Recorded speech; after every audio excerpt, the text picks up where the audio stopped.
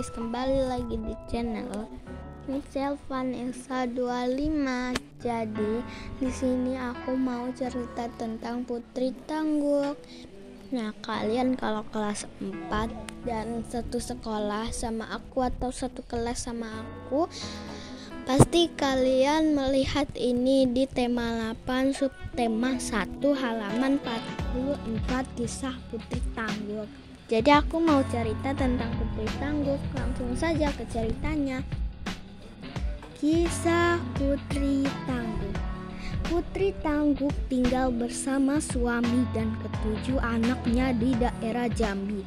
Putri Tangguk memiliki sepetak sawah yang ditanami padi. Anehnya, setiap selesai panen, padinya selalu muncul dan siap untuk dipanen kembali. Bahkan, ketujuh lumbung Putri Tangguk hampir penuh untuk menampung hasil panennya.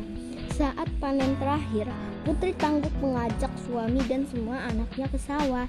Mereka memasukkan hasil panen ke gerobak.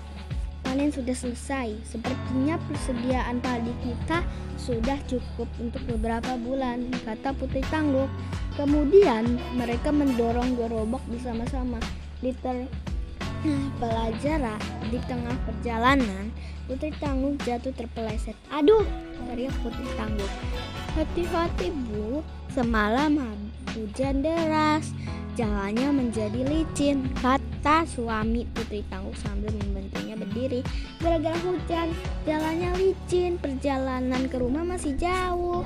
Bisa-bisa aku terjatuh lagi," gerutu Putri Tangguk. Putri Tangguk mengambil padi dari gerobaknya. Kemudian padi ditebar di jalan. Melihat perilaku ibunya, si anak sulung pun bertanya, "Ya, apa yang ibu lakukan? Mengapa ibu membuang padi itu ke jalan?"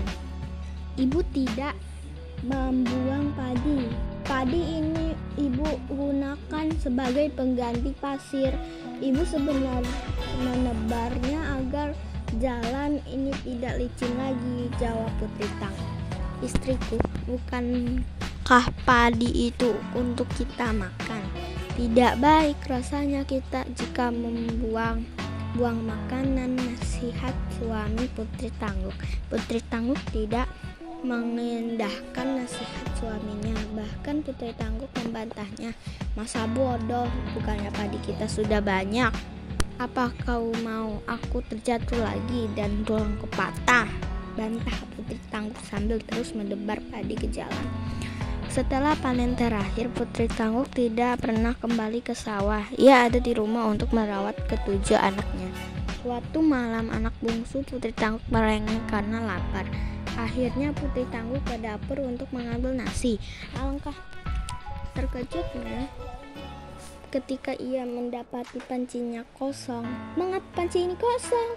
Bukankah tadi masih tersisa sedikit nasi?" tanya Putri Tangguk dalam hati. Karena si bungsu terus merengek, Putri Tangguk pun memutuskan untuk menanak nasi. Namun Putri Tangguk kembali terkejut jika mendapati beras yang ia simpan di dalam kaleng juga menghilang. "Kemana perginya beras itu? Aku ingat masih banyak beras di sini sebelumnya. Jangan-jangan ada orang yang mencurinya," kata Putri Tangguk. Kemudian Putri Tangguk membujuk anak bungsunya untuk tidur. Besoknya ia berencana untuk menumbuk padi yang disimpan di lumbungnya.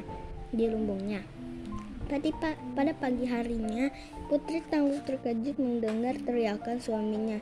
"Istriku, istriku, cepat kemari!" teriak suami Putri Tangguk.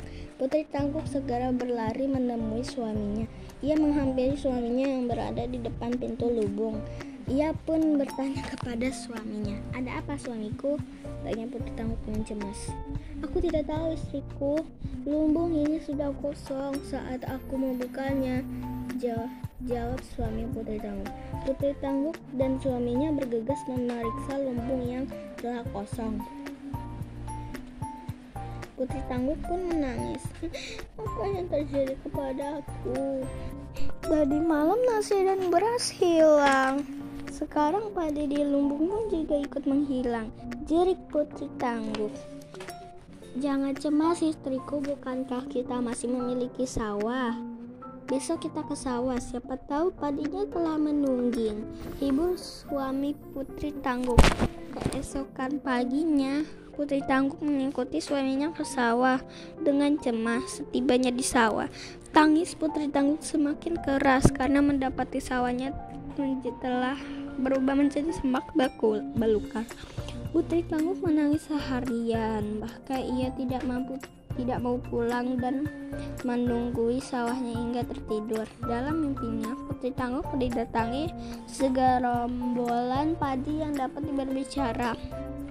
Hai Putri Tangguh, inilah buah dari kesombonganmu.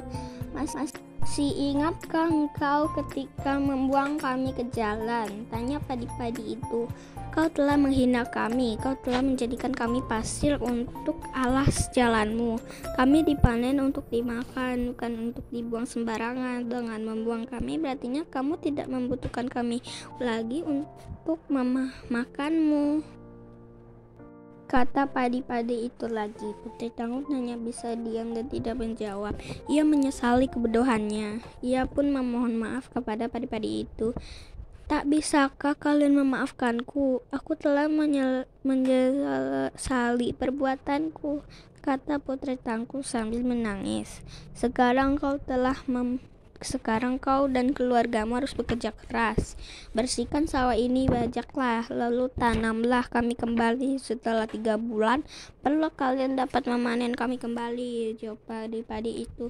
Ketika Putri Tangguh ingin menjawab, dia tersentak bangun dari tidurnya. Putri Tangguh pun kembali pulang. Kemudian ia menceritakan tidurnya. Putri Tangguh pun kembali pulang dan menceritakan mimpinya kepada suaminya. Keesokan harinya, keluarga Putri Tangguh bergotong royong membersihkan sawah dan menanam padi. Ia dan keluarganya merawat sawah dan menjaga padinya dengan baik. Mereka menunggu dengan sabar hingga padi yang mereka tanam siap dipanen. Putri Tangguh juga berjanji tidak akan menyanyiakan sebutir padi pun. Nah, kalian udah dengar belum cerita aku? Nih aku kasih moral ya. Moralnya itu tuh kalian gak boleh sombong. Kalian harus kalian harus bersyukur apa yang kalian punya. Kan membuang-buang nasi itu pamali.